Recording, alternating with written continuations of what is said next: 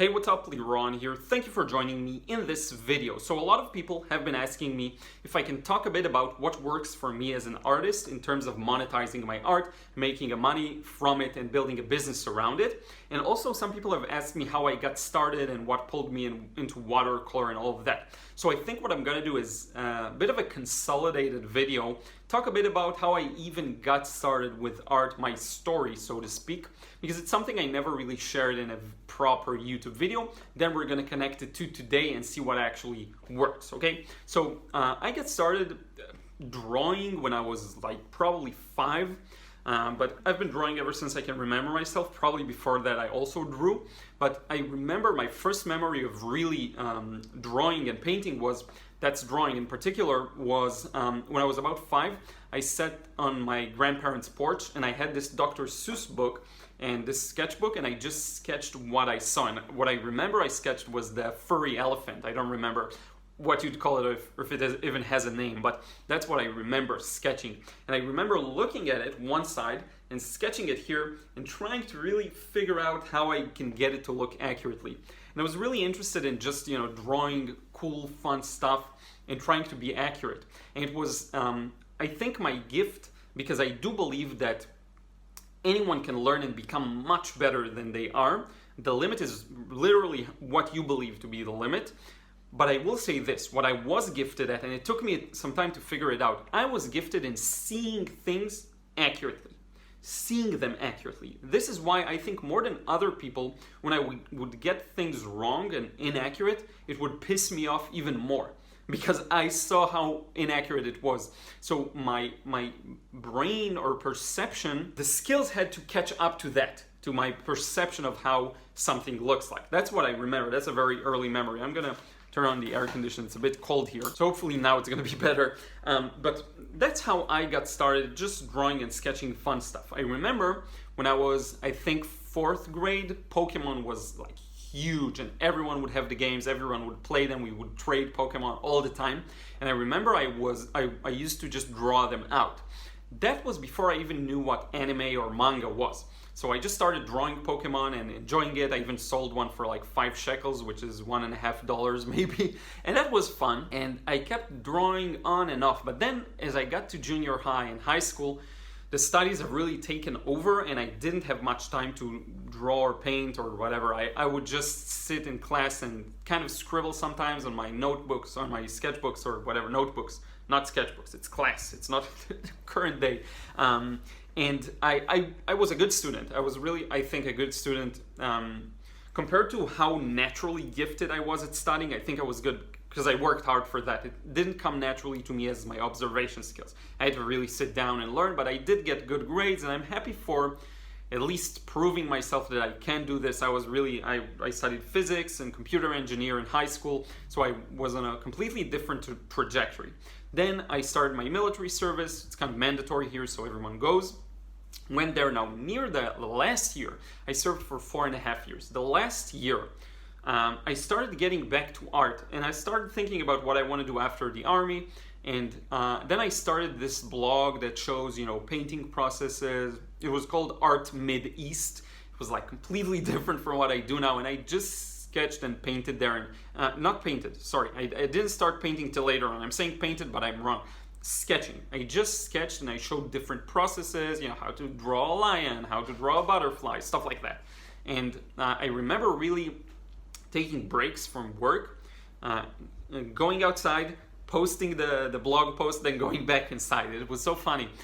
So here's the thing. When I finished my military service, just around the last month or so, I was like, okay, I started reading a lot of Steve Pavlina. It's a guy that he talks a lot about self-development. That's his thing. He has a blog, a really, really successful blog at some point.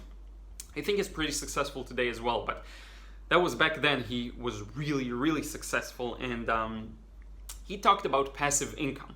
Now, passive income, without getting into all the talk, there isn't such a thing as passive income. You always have to work, but building a system that generates the income for you, and then you can focus on marketing the system. And one of the things he mentioned was books, and how if you write a book, that's an act of building a system around it. You create a product, the book, once, you publish it, and then you can monetize on it in the future. So that's what I did. I was like, okay, I'm really good at drawing, and I'm really good at the more scientific, boring aspects of drawing. So like perspective drawing and figuring out different three-dimensional shapes. So it's like, okay, so I'm good at that. I really love teaching, and I did a bit of that in the army, and I knew I'm good at it, and I have access to people in terms of, let me rearrange the camera, in terms of I know how to get to people and simplify subjects for them and teach them how to learn more complex subjects. So I was like, okay, let's write a book that teaches people how to draw in perspective. That's my first book. So I remember I actually did the full month after I finished my army service. I still had to go because I did what's called reserves. They didn't want me to leave the army, but I had other plans. So we ended up agreeing that I'll do a month of reserve. So I'll come, but as a what do you call it, citizen, like not as a military person.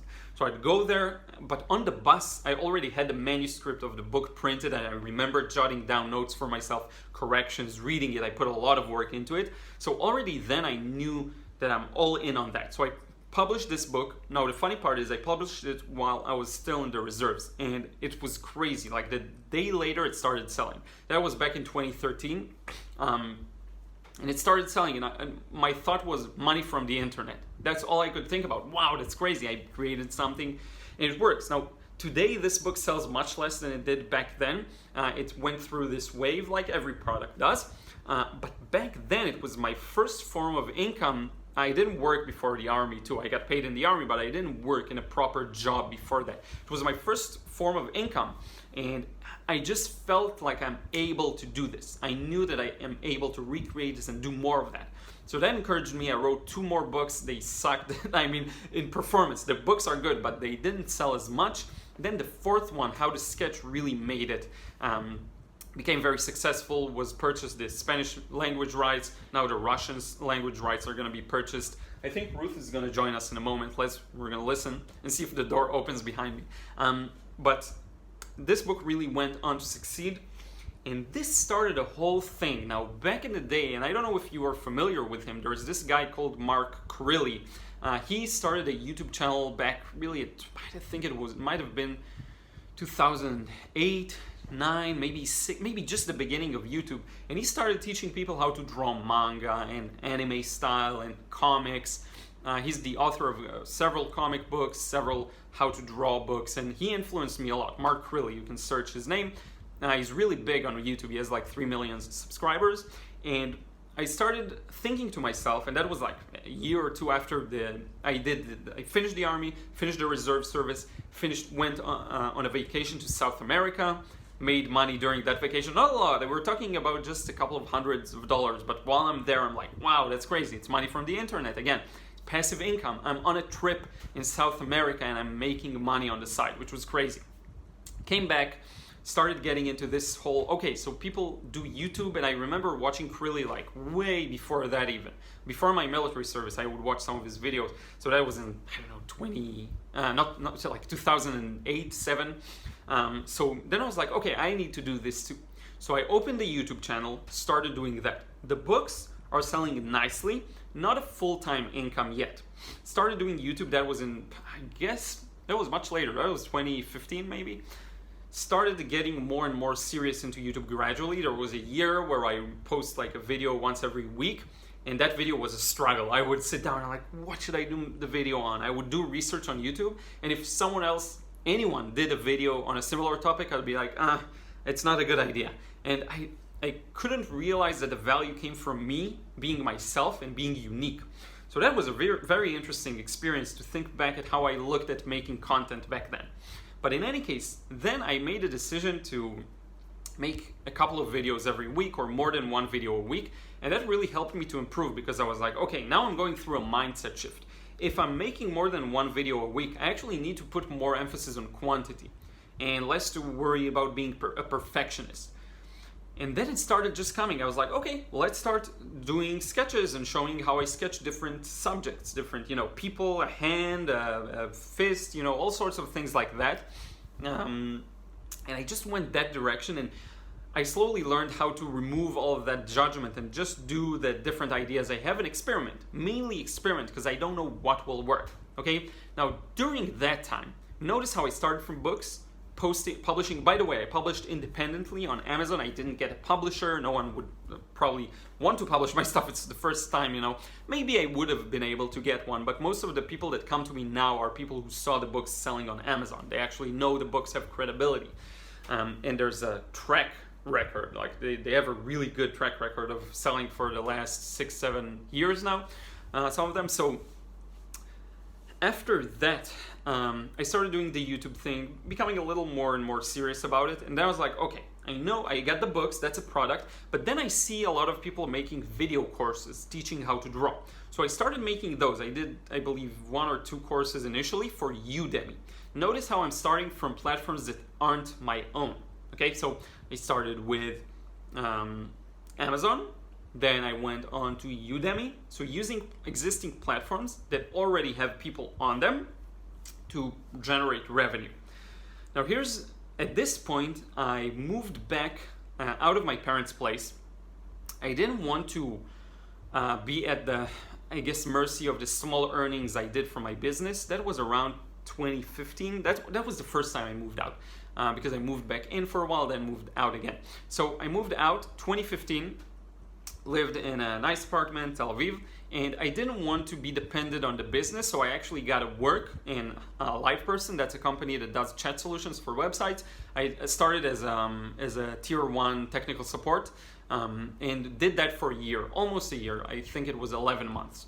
And then gradually, as I was working there, I saw the income from the books go up and up and up. And I think at that time, I don't remember if I already posted the Udemy courses or that was afterwards, but I started feeling like the business income is enough for me to, as a single guy, young, I can afford myself to quit the job, go full time on what I'm doing, 0 commitments basically, and just go for that and see if I can increase it. Because if I'm gonna do that 100% of the time, I'll probably have more time for that. So I quit my job. That was a tough decision to make too, because my boss there was great. They offered me a lot of things. They wanted me to stay, and I got a lot of responsibilities there, but I knew that that's not the thing I want to do. So the small business income that I was making, and I think it would equate to a little under minimum wage, generally, very generally speaking. I don't remember exactly how much money I was making back then, but I think you could compare it to around minimum wage, maybe a little lower.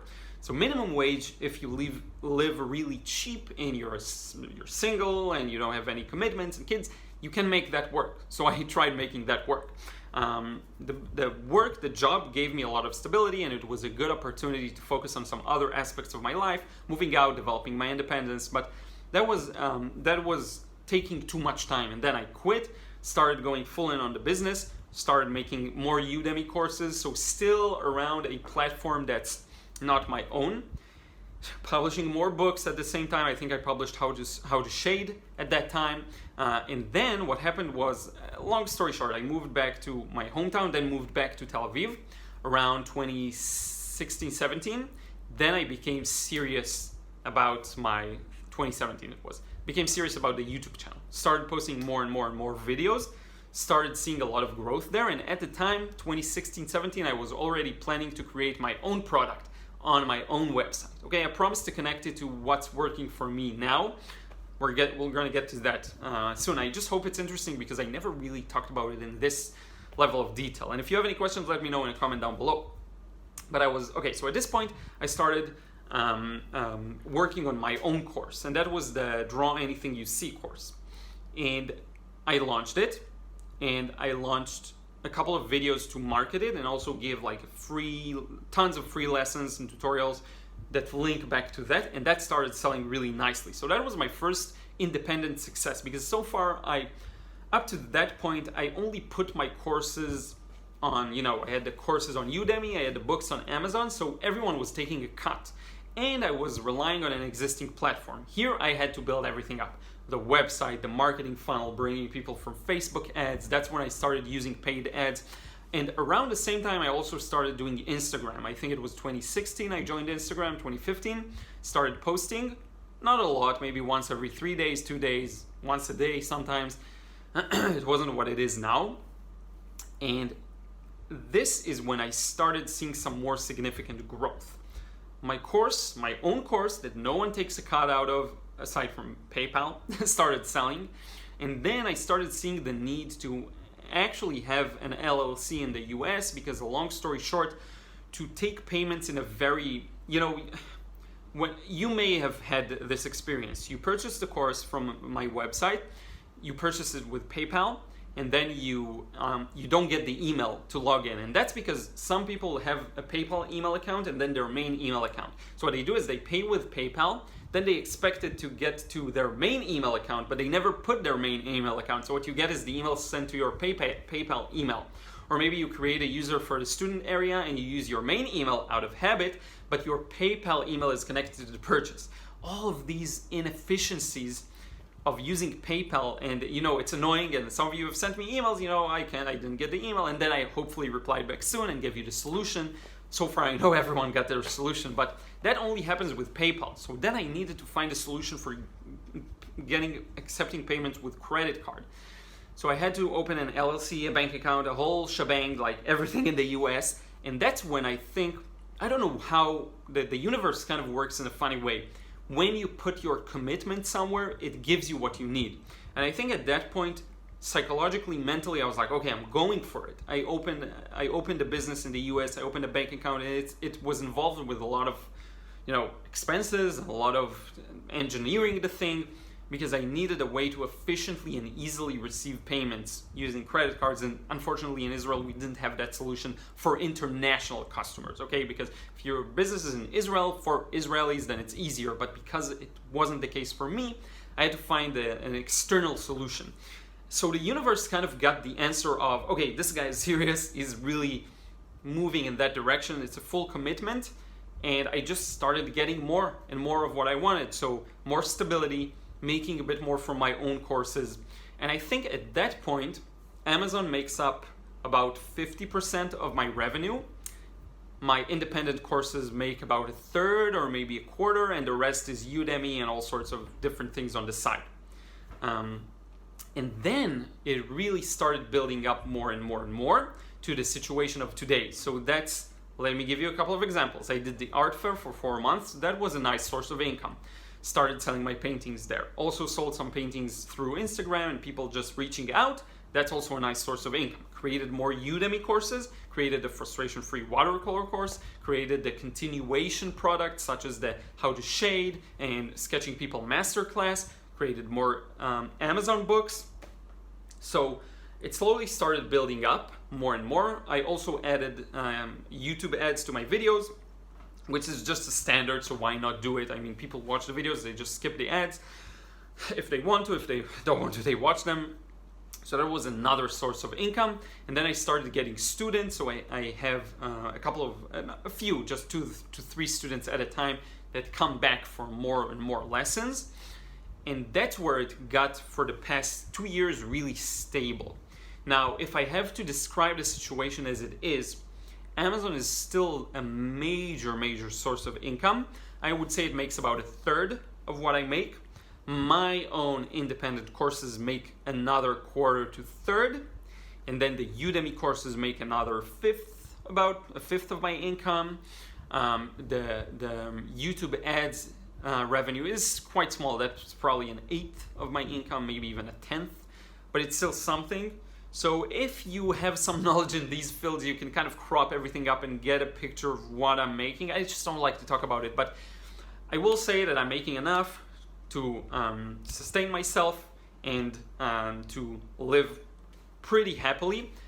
I think stability really came in the last 2 years, and it came from starting to document my expenses and my revenue from the business, but also on a personal level, how much money I spend. And then I started seeing what my cycle looks like, and started seeing that it actually works. So I live in the center of Tel Aviv. It's not the cheapest place, and I think I live pretty comfortably. But the most important thing, I think, is even if your financial security is like 70%, it's not as good, because you're doing something you love, and I truly love what I'm doing, you have a lot of peace of mind that you wouldn't have had otherwise, and that pays off huge dividends. Okay, I cannot even explain how much. Because if you really hate your job, if you really hate what you're doing, I'm not even talking about you kind of like it, but not really. If you really dislike it, that eats at your mental energy a lot. And that money goes directly into just zoning out when you're not at work. So you're living for the next vacation, you're eating out a lot, and a lot of emotional eating can happen. Not everyone has that, obviously, but I'm just saying that doing the thing you love is in and of itself a very comfortable place to be in, even if you don't make as much money. I do think that by most small one-person business standards, I'm doing really fine. I think it's very rare to succeed in business, and I've been doing this for 7 years now. And I'm sustaining myself for the last, I guess, 4, because I used to live with my parents part of that time, but I would say 4 years. I'm just sustaining myself off of the business income. 4 to 3 years because I worked at a job, but technicality. But I will say that I think it's very rare to find something that works, and if you look at art, it makes it even harder for some.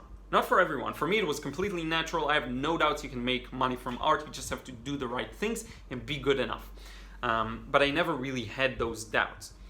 So this is the point of this video, really. I don't give numbers. Again, I don't really like to get into the ins and outs of it, but I think the point I'm at right now is very comfortable. And my only concern now is to not, rest on my laurels and do nothing, but to take most of the, I will say this year, like 2019, the business's top line revenue went like this, like crazy. It's a trend that started happening in 2018, but it went like this. But how much money at the end of the day I'm left with just keeps growing, the same way. This goes exponentially, but this stays the same. Why?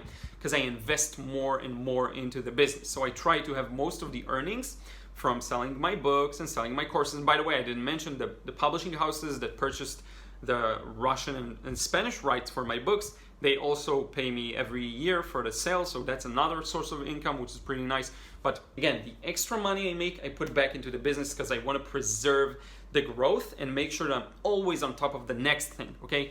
Whenever a new technology opens up, a new social media thing opens up, I'm trying to save as much money, invest as much money, and put back into the business as much money as I can. So I will say that as an artist, generally speaking, what works for me, just like any other business, is creating products, something for the market to buy. The product can be B2C, business to customer, like my books, it's customers building them, or it can be B2B. You can contact a business and ask them if they want to purchase like a bunch of your paintings to decorate. Maybe it's a hotel, maybe it's something else, like an office building. If they want to purchase a large amount of your paintings for a discount and put in their buildings, you can go either way, but you have to create a product. You have to package your value somehow. Maybe it's a service you make. Maybe you design characters for video games. I don't know what it is. It could be anything. You have to package it into something that's sellable. That's the one thing that works for me. My courses, my books, my products, okay? And the reason it works is, I think, a couple of reasons, but one is I think I'm good enough, so the information is actually valuable, and I also put a lot of emphasis on marketing myself. I have no fear of putting my stuff out there, putting it in every possible website there is, and really sharing. And another thing that's really important, I think, is you have to be aware, you have to be willing to do things for free, okay? And the videos, the YouTube videos, I don't know if, unless you're a creator, you probably have no idea how long it takes to make, but I do see that a lot of you have an idea, because a lot of people say they know how hard work it is. It is hard work. Making 3 videos a week is hard work. I can just imagine making like 7 videos a week. Once a week and 3 times a week is very, very different. It requires a different level of efficiency. And I say once a week because most people default to that. I wanted more, and I wanted to not regret not putting in more work in the future, and it's a good base for other content. So I make a large YouTube video that goes into my Instagram, into IGTV, into TikTok. I can use that for other things. So it's a good balance for me. I am willing to give all of my best information, all of my best methods, techniques, approaches for free. Why? because I don't think it's a secret that I need to hold in. I want to be able to reach and help as many people as I can. Money was never the motivation, really. I always tried to set it as a motivation. That's what's so funny. I always tried setting monetary goals. It never worked. It never motivated me in any shape or form.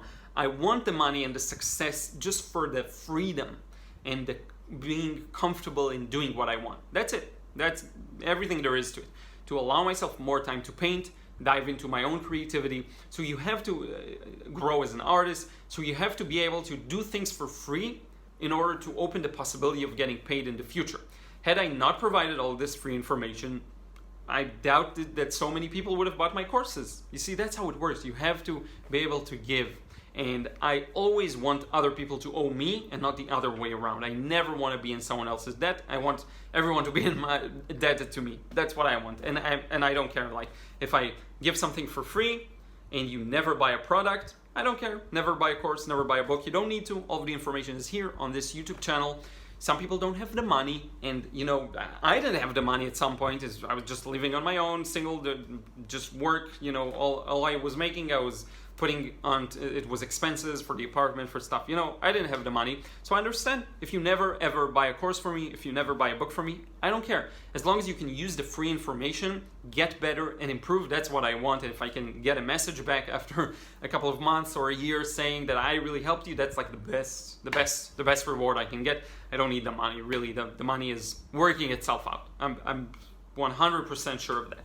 So I think that mindset is what allowed me to do this, because I see so many people, some of them close to me, some of them are not close to me, that they don't make any free content, nothing. And then they're like, I made this course on Skillshare and it's gonna, I hope it sells. And they don't make any content at all. And then they are like, oh, it doesn't sell, what should I do? And they expect so much in return without giving anything. So I think you have to have that altruistic, I think, MO, like modus operandi. I think that's what it means.